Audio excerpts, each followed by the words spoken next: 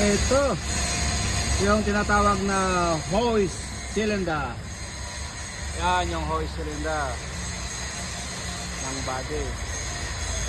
So ngayon, ang titignan natin kasi dinala tong truck dito kasi may complaint daw na hindi daw may higpitan yung bolt kasi may problema. So ayun, lininisan ko kasi punong-puno ng dumi. Ang problema yun, nahanap ko, kita nyo may yung plate nag-crack, yung weld at saka yung plate may open gap kaya naka-open up.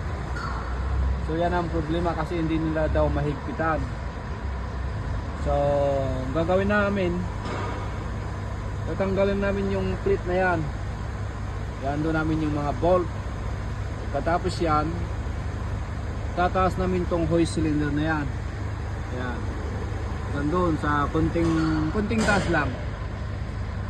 After that, ayun, ipuputulin namin yung weld o tatanggalin namin yung weld at papalitan namin ng bago kasi wala na, ayun, may piko na yung bakal o bent yung plate.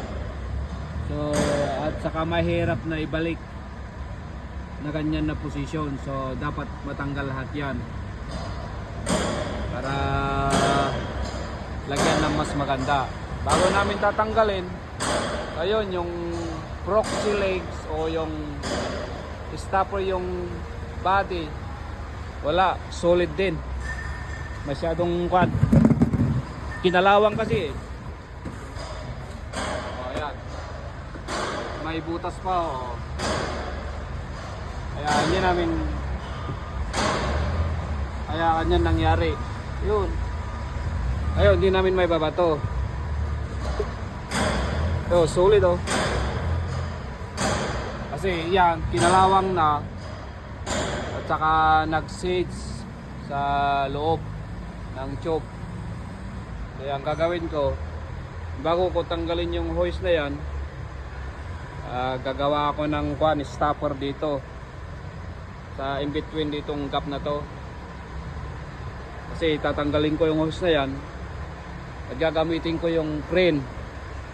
Yung crane nandun, yung tinatawag namin crane, yun ang railings, yung crane. So anyway, yan ang gagamitin ko para iangat ko.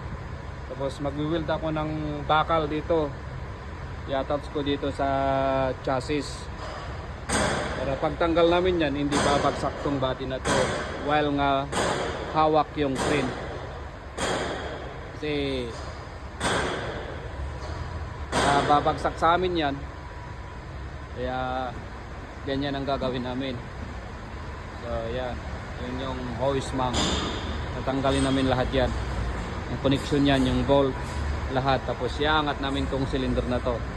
So iangat namin yan ang konti lang hanggang lumampas dito para mabigyan kami ng space na gawin namin yung trabaho dyan.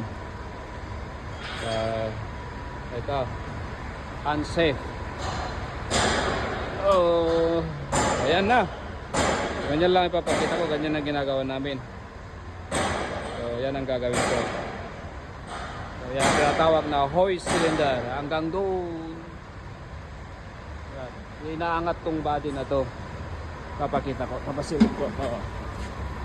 Ayan, kung aangat na yan, magbubukas yung door, tatapon lahat yung basura pababa, ay slide. Yan, ito ang tinatawag na side loader. Yan. Okay, see you next time. You like it and share it.